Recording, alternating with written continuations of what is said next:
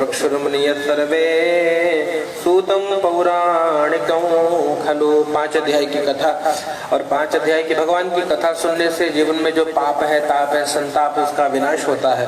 तो संक्षेप में हम भगवान सत्यनारायण की कथा श्रवण करेंगे ताकि जन्म जन्मांतर के पाप विनिष्ट हो। श्री व्यास जी महाराज ने 18 पुराणों की रचना करी, अष्टादश पुराण मध्ये। उसमें एक पुराण है कौन सा? 18 पुराण, 18 पुराणों में से एक पुराण, और उसी में भगवान सत्यनारायण की दिव्य कथा है। इति श्री सत्यनारायण व्रत कथायां प्रथमोध्याय। भगवान की कथा है। प्रारंभ कहाँ से हुई? एकदा नैमिषारण्य तीर्थ में शौनक आदि 88,000 ऋषि मुनि एकत्रित होकर के चिंतन करते हैं कि जब घोर कलयुग आएगा तो इस प्रकार की महामारी जगत में आएगी, है ना। बिना कारण लोग चले जाएंगे, है ना। अनेक प्रकार के लोग क्लेश भोगेंगे, कष्ट भोगेंगे, दुख भोगेंगे। तो कोई तो उपाय होगा। लघु उपायोस्ति भूतले, मन में चिंतन किया कोई लघु उपाय जिससे कष्ट दुख दूर हो। तुरंत गुरु जी के पास गए, श्री सूर्य महाराज के पास जाकर के प्रणाम किया, प्रभु उपाय बताइए। सूर्य महाराज ने उपाय बताया। भैया देखो, कहा जगत में एक ही उपाय है। कौन? गोपालनहारे निर्गुण और न्यारे, तुमरे बिन हमरा कौनो नहीं, हमारी उलझन सुलझाओ भगवान, तुमरे बिन हमरा कौनो नहीं। भगवान ही जगत के माता पिता है, तो उनकी कृपा के बिना जगत में कुछ संभव नहीं है। भगवत शरण में जाना पड़ेगा। कहा आपको कैसे पता लगा? कहा सत्यनारायण भगवान की कथा करिए। हमको श्री नारद जी ने बता दिया। बोले नारद जी को कैसे ज्ञान हुआ? पूरी कथा बताइए। तो बता दिया। एकदा नारदो योगी परानुग्रह कांक्षया पर्यटन विविधान लोकान मर्त्यलोकमुपागतम्। कहा नारद जी अनेक लोगों में भ्रमण करने के पश्चात मृत्यु लोक पे आए, सबको दुखी देखा। नारद जी की आंख से अश्रु की धारा बहने लगी। नारद जी को साधु वही कौन जो दूसरों का दुख देख करके दुखी हो जाए। कहा जो सही दुख पर छिद्र दुरावा, लोगों का दुख दूर करने के लिए जो स्वयं भी अनेक प्रकार के कष्ट भोगने को तैयार है, वही साधु है। तो इस प्रकार से साधु कौन है? तो भगवान श्री नारद जी संत हैं। नारद जी के हृदय में पीड़ा हुई, तुरंत भगवान के पास गए और भगवान को देखा। कहा वैकुंठ में श्री नारायण के अद्भुत उनका दर्शन किया है। कहा शंख चक्र गदा पद्मा वनमाला विभूषितों, भगवान बड़े सुंदर है, भगवान परम सुंदर है। उनका दर्शन किया। हाथ में शंख है, चक्र है, गदा है, पद्म है, गले में वनमाला है। ऐसे दिव्य भगवान का दर्शन किया, भगवान को प्रणाम किया, प्रभु उपाय बताइए। तुरंत भगवान ने कृपा करी। कहा नारद एक उपाय है। क्या? अगर अनन्याश्चिन्तयन्तो माम ये जना पर्युपासते तेषां नित्याभियुक्तानां योगक्षेमं वहाम्यहम्। कहा योगक्षेम मैं देता हूँ। जो अनन्य भाव से, अनन्य मतलब जो न अन्य, जिसको पूरा भरोसा है मुझ पे, मैं उसको सब देता हूँ। और योगक्षेम का वहन मैं कराता हूँ। योगक्षेम मतलब जो नहीं है वो भी भगवान देते हैं, और जो है उसको संभाल कर भी भगवान रखते हैं। लोगों के मन में प्रश्न आता है कि अरे महाराज जब इतना ही होता है तो लोग भक्त कष्ट क्यों भोगते हैं? जो जितने पूजा करता है उतने दुखी है, ऐसा क्यों? क्योंकि भगवान उनको पुनर्जन्म के चक्कर से निकाल लेते हैं। उनको फिर मरना नहीं पड़ता, उनको फिर जीना नहीं। 100 बार जन्म लेंगे और 100 बार मरेंगे, ये काम उनके साथ बिल्कुल नहीं है। क्या है? कहा भगवान उन पे कृपा करते हैं और जन्म मरण के चक्कर से जब निकालते हैं ना, तो जितने भी जन्म जन्मांतर के भोग हैं इसी जन्म में भोगने होते हैं, चाहे अच्छे हो चाहे बुरे हो। इसलिए भक्तों को दुख बहुत मिलता है, लेकिन अंत में जो उनकी सदगति होती है, कहा भगवान अपने चरणों में आश्रय देते हैं। इसलिए भक्ति करनी चाहिए ताकि जन्म मरण में, क्यों कहते जन्मत मरत दुसह दुख हो, ऐसा दुख हो, ऐसी पीड़ा होती है जन्मते और मरते, कहा नहीं जा सकता। इसलिए भक्ति खूब करिए ताकि भगवान दोबारा ना भेजे इस मृत्यु लोक में हमें भोगने के लिए।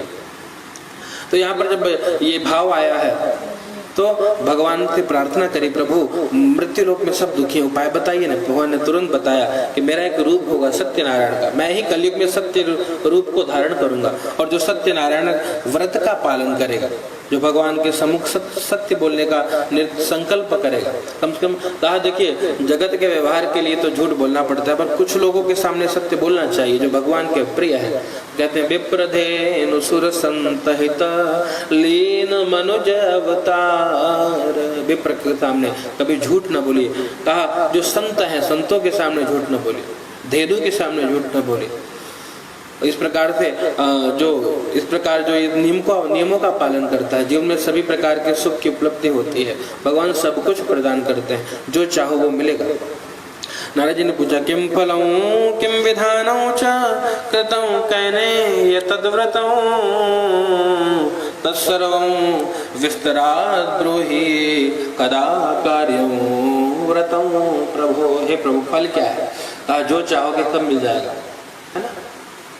कहा जगत में कुछ भी दुर्लभ नहीं है, भगवत कृपा से सब कुछ प्राप्त हो जाए, लेकिन विश्वास होना चाहिए। दूसरा विधान क्या है? विधान यह है कि जो सामग्री आपको मिल जाए, है ना। इस लॉकडाउन की समस्या में सारी सामग्री उपलब्ध हो पाना संभव नहीं, तो जो मिल जाए, अगर आपको पत्रम पुष्पम फलम तोयम यो मे भक्त्या प्रेक्षते। भगवान बहुत कुछ नहीं चाहता, जो मिल जाए भाव से भगवान को अर्पित करिए। भगवान कहते हैं भाव से जो मुझको भजे उसका बेड़ा पार है।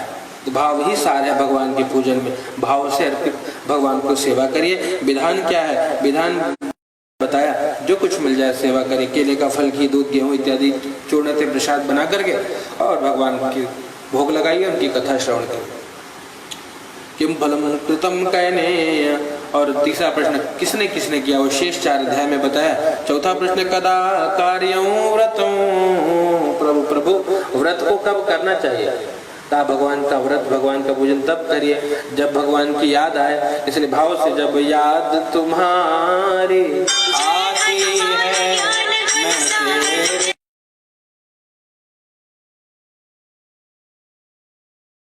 याद तुम्हारी आती है मैं तेरे दर पर।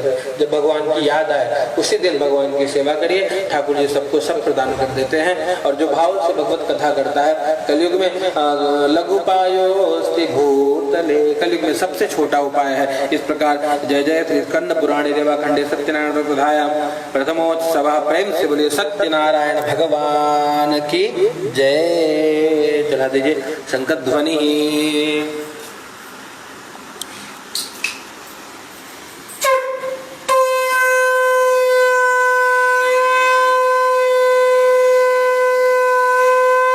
प्रेम सुनिए सत्यनारायण भगवान की जय।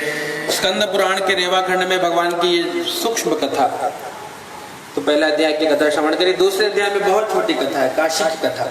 देखिए काशी की विशेष महिमा है। सारे सदग्रंथ कहते हैं कि भैया काशी में भगवान भोलेनाथ सदैव विराजमान रहते हैं। और ऐसी काशी नगरी में भी एक ब्राह्मण बहुत ही चिंतातुर थे। क्यों? कश्चित काशीपुरे रम्ये यासीत् विप्रो अति निर्धन। अति निर्धन, निर्धन नहीं, अति निर्धन, बहुत निर्धन ब्राह्मण। और बहुत निर्धन ब्राह्मण होकर भी और नित्य भगवान का घर में जाकर भिक्षा मांगते।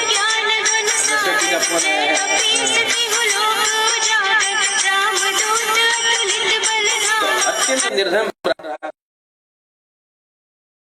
कश्चित काशीपुरे रम्ये यासीत् विप्रो अति निर्धन। अति निर्धन ब्राह्मण नित्य भगवान को बुलाते कि प्रभु दर्शन दीजिए। भगवान एक बूढ़े ब्राह्मण का रूप लेकर के पूछते हैं कि महाराज क्या दुख है आपके जीवन में? कहा महाराज दुख तो बहुत है, लेकिन फिर भी कोई उपाय बताइए जिससे सभी दुख दूर हो जाए, है ना।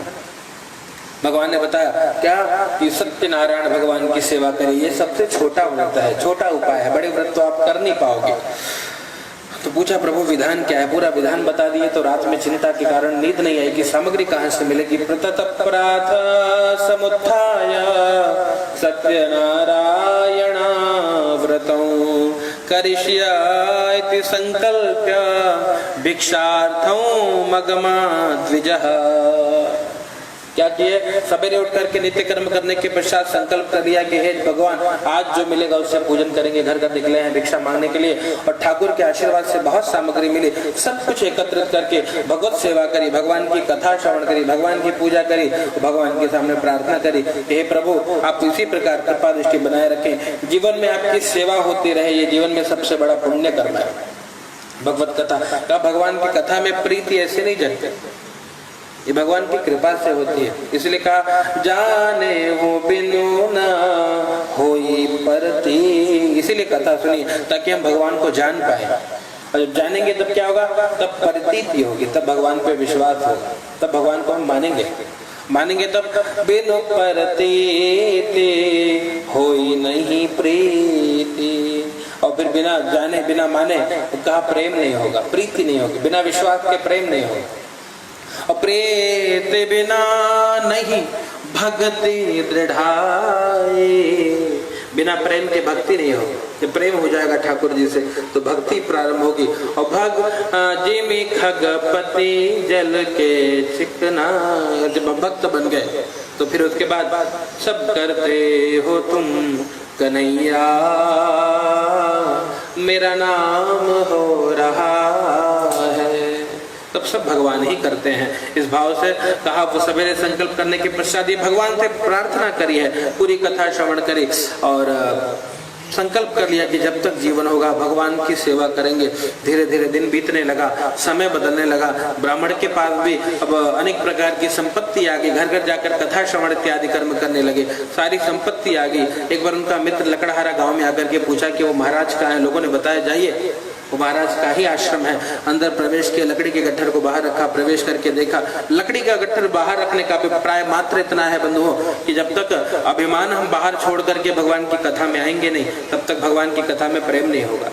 इसलिए लकड़ी के जो जिसको पद का अभिमान है कि हम बहुत बड़े कथाकार हैं, बहुत बड़े कलाकार हैं, बहुत बड़े नेता हैं, बहुत बड़े अभिनेता हैं, ये सब जो पद की गरिमा है, ये सब जो अभिमान है, इसको बाहर छोड़ करके अंदर प्रवेश किया जाए तब जाकर के भगवान की कथा का पूर्ण फल प्राप्त होगा। माँ के सामने नेता बनने से कृपा नहीं मिलती, माँ के सामने उसका बालक बन के जाइए, माँ गले से लगा लेगी। तो इसी प्रकार से कहा लकड़ी के गट्ठर को बाहर रखा, अंदर प्रवेश किया, कथा सुन ली। कथा सुन के तब कहा कि प्रभु हमारे यहाँ भी भगवत कथा हो, कुछ कृपा करिए। कहा देखिए होगा तब जब भगवान चाहेंगे, आप केवल एक संकल्प कर लीजिए कि मैं भगवान की सेवा करूंगा। लकड़ी के गट्ठर को बेचने निकला है, पुनः अपने नगर की ओर प्रस्थान किया। घनघोर वर्षा होने लगी तो लकड़ी की आवश्यकता पड़ी तो लोगों ने दुगुना मूल्य देकर के लकड़ी उनसे खरीद लिया है। बड़े प्रसन्न हुए कि प्रभु आपकी कृपा से मुझे बड़ा धन प्राप्त हुआ है। और अगले दिन भगवान की कथा का आयोजन किया, ब्राह्मण देवता को बुला करके भाव से भगवत कथा सुनी, खूब सेवा सत्कार किया। तब से संकल्प कर लिया कि जब तक जीवन होगा हम ठाकुर जी की नित्य सेवा करेंगे। इसके फलस्वरूप जब तक रहे आनंद में रहे, शरीर छोड़े तो भगवान के धाम को गए। जय जय श्री कृष्ण प्राणे निवाकन सत्यनारायण व्रतधायम द्वितीयोत्सव। प्रेम से बोलिए सत्यनारायण भगवान की जय।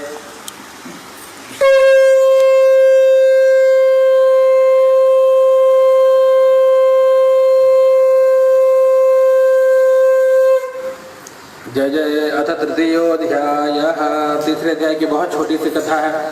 सत्यनारायण भगवान की जय।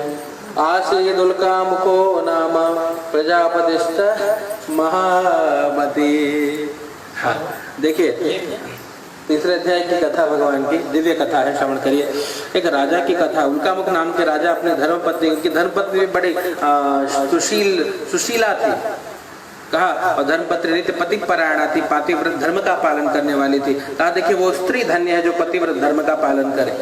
देवता भी इनके सामने झुकते हैं, इसलिए स्त्रियों को पातिव्रत धर्म का पालन करना चाहिए कि जगत में अगर कोई पुरुष है तो मेरा पति है ना, ये भाव धारण करें।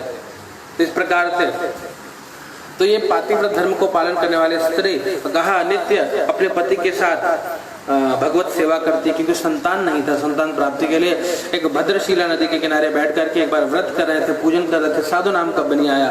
बनी ने पूछा कि अरे हे महाराज, क्यों आप भगवान की व्रत कथा को कर रहे हैं? आपके जीवन में क्या कमी? आप तो शायद आप स्वयं महाराज हैं, अब आपके जीवन में भी कमी होने लगी तो समस्या है।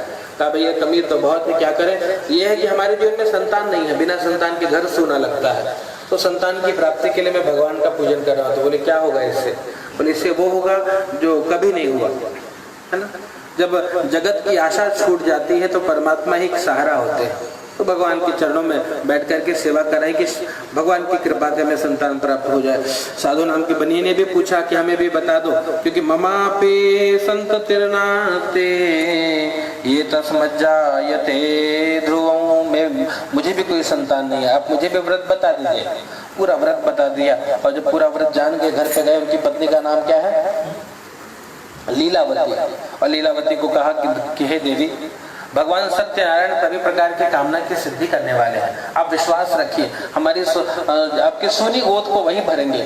और भगवान का नाम जैसे ही सुना तो देवी जपने लगी, श्रीमन नारायण नारायण हरि हरि, श्रीमन नारायण नारायण हरि हरि, लक्ष्मी नारायण नारायण हरे हरे, लक्ष्मी नारायण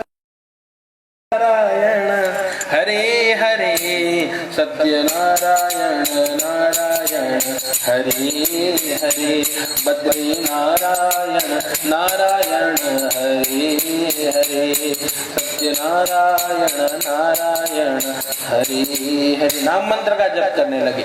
पति को कहा कि हमको शीघ्र भगवान की कथा कर लेनी चाहिए, लेकिन पति देव ने कहा कि देवी क्षमा करिएगा, बहुत इसमें बहुत सारा धन खर्च होता है, न जाने हमको कुछ लाभ मिले ना मिले। तो पहले भगवान से मनौती मान लेते हैं कि हे भगवान, अगर आप पे सामर्थ्य है तो आप हमारी गोद भरिए, आप हमें संतान प्रदान करिए। और भगवान के सामने प्रार्थना करके मनौती मान करके चला गया। दशमे माति वै तस्या कन्या रत्न मजायत, 10वें महीने में घर में बिटिया आई, घर में लक्ष्मी आई है। वो भाव से भगवान की कथा सुनी है और खूब भगवान भाव से भगवान की सेवा करी है। भाव से घर में सोहर मनाया गया, बधाई गीत गाए गए, खूब धन बांटा है, खूब धन लुटाया है। कोई भेद नहीं किया। हमारी संस्कृति बेटा बेटी में भेद नहीं करती। याद रखिए, आपके भाग्य में सुख होगा तो बिटिया भी आपको सभी सुख प्रदान कर देगी। अगर आपके भाग्य में दुख ही बता होगा तो 50 लड़कियां काहे ना हो, आपको सुख नहीं मिलेगा, वृद्धाश्रम में जीवन बिताना पड़ेगा। तो चिंता ना करिए बेटा भाई हमको सुख दे, कर्म करिए। इसलिए कहा गया आप श्रेष्ठ कर्म करेंगे परमात्मा आपको सब प्रदान कर देंगे। तो इस प्रकार से यहाँ पे बेटी हुई, खूब धन इत्यादि बांटा है। पत्नी ने कहा कि भगवान की कथा कब करोगे? कहा कि देवी क्षमा करना।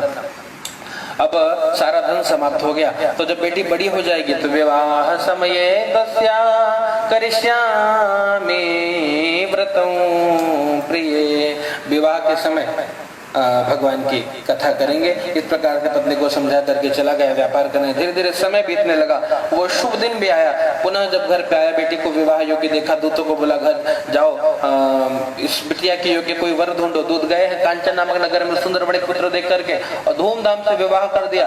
लेकिन ततो अभाग्यवशात् तेन विस्मृतं व्रतमुत्तमो, दुर्भाग्य ऐसा रहा कि भगवान का व्रत करना भूल गए, भगवान की पूजा करना भूल गए, भगवान की कथा करना भूल गए। याद रखना भगवान की कथा मिलती कब है? कहते हैं भाग्योदयेन बहुजन्म समर्जितेन सत्संगमं च लभते पुरुषो ददावै। जब बहुत जन्म जन्मांतर के भाग्योदय होते हैं तो कोई भगवत भक्त कुल में उत्पन्न होता है। भगवान का भक्त परिवार में तब आता है जब हमारा जन्म जन्मांतर का भाग्योदय होता है। तो यहाँ पे दुर्भाग्य था तो कथा भूल गए, भगवान को भूल गए, दुख भोगना पड़ा। भगवान ने श्राप प्रदान किया। दामाद के साथ व्यापार करने गए, वहाँ चोरी में पकड़े गए। हालांकि किया नहीं, लेकिन भगवान की माया, राजा के दूत चोर समझकर ले जाकर के कारागार में डाल दिया उनको। और जब कारागार में डाल दिया है, यहाँ घर में जो सारा का सारा धन था वो भी समाप्त हो गया। माता बेटी भिक्षा मांगने लगी। बिटिया भिक्षा मांगते मांगते मंदिर में पहुंची और मंदिर में देखा भगवान की कथा हो रही थी, तो बैठ कर भगवान की कथा करने लगी और भाव से जय जय गोविंद हरे संकीर्तन किया।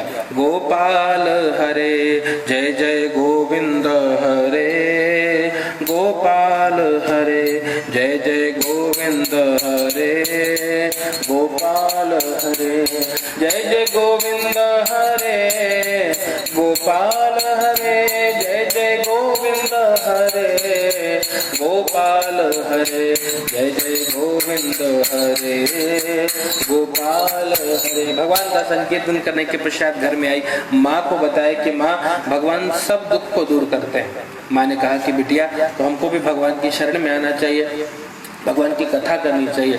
दोनों ने अगले दिन भिक्षा मांगा, जो कुछ मिला उससे बैठकर भगवान की कथा सुनी, भगवान की सेवा करी और बैठ के भगवान के सामने प्रार्थना करने लगे कि प्रभु क्षमा करिए, आप जाने अनजाने में जो पाप मेरे परिवार के द्वारा मेरे द्वारा हुआ होगा कृपा करिए। और बैठ के भगवान से प्रार्थना करने लगी, हे प्रभु आप कल्याण करिए, आप कृपा करिए, वो लोग घर पे आ जाए, फिर हम आपकी कथा पूजा करेंगे। इस प्रकार से जब भगवान के सामने प्रार्थना करी, प्रभु प्रसन्न हुए, वहां के राजा को स्वप्न दिखाया, दोनों को मुक्त कर दो। राजा ने दोनों को मुक्त किया, मुक्त कर दिया और राजा की जय जयकार करते हुए, भगवान की जय जयकार करते हुए नगर की ओर प्रस्थान किया। जय जय तीर्थंकरण पुराणे रमाखंडे सत्यनारायण व्रत कथायां तृतीयोत्सवः। प्रेम से बोले सत्यनारायण भगवान की जय। शंखध्वनिः। अथ चतुर्थोऽध्यायः। यात्रां तद्भवान् तादृमङ्गलाय काम ब्राह्मणेभ्यो धनं दत्त्वा तदा तो नगरो ययो। कहा जब यात्रा के लिए निकले तो मंगलाचरण किया है, भगवान के मंदिर में गए, भगवान की सेवा करी, भगवान से प्रार्थना करी, प्रभु हमारे जाने अनजाने में हुए पाप को, अपराध को, ताप को, संताप को, दुख को दूर करिए। मैं अपने परिवार के साथ आपकी भक्ति करूंगा भाव से। और वहां पे ब्राह्मणों को कुछ जो याचक थे, जो दुखी थे, जो दरिद्र थे, सभी को कुछ धन इत्यादि दान किया है, सभी को भूखों को भोजन कराया है और फिर अपने नगर की ओर निकले हैं। राजा ने धन के रक्षक दूतों के साथ सम्मान पूर्वक इनको विदा किया है। और जब ये नगर की ओर निकले तो भगवान ने पुनः परीक्षा ली। इसलिए याद रखना, भगवत भक्ति बहुत कठिन है। क्यों कठिन है? कहा हरि क्षण क्षण पे परीक्षा लेते हैं। और भक्त वही है जो अंत समय तक डटा रह जाता है कि प्रभु आप जिस भी स्थिति में रखें मैं आपकी भक्ति नहीं छोड़ूंगा, निरंतर आपकी भक्ति करूंगा। नहीं तो लोग भयभीत हो जाते हैं। आज गणपति जी की सेवा करते हैं, कुछ काम नहीं हुआ तो अगले दिन दुर्गा माता, उसके बाद फिर हनुमान जी, फिर चौरा माई और फिर गौर दी बाबा, ये सब पूजत बाद में धर्म बदल के फिर हालेलुया क्रिश्चियन बन जाएंगे, उसके बाद फिर और मुसलमानों बन जाएंगे। ऐसे नहीं होता। विश्वास, अडिग विश्वास रखना कि मेरे प्रभु सब कुछ करते हैं, मेरे प्रभु मुझ पर कृपा अवश्य करेंगे, कुछ न कुछ कमी मेरी ओर से हो गई। भगवान तो हमेशा कृपा करने के लिए कहा, कृपा की न होती जो आदत तुम्हारी तो सुनी ही रहती अदालत तुम्हारी। भगवान कृपा करते हैं। गरीबों के दिल में जगह तुम न पाते, गरीबों के दिल में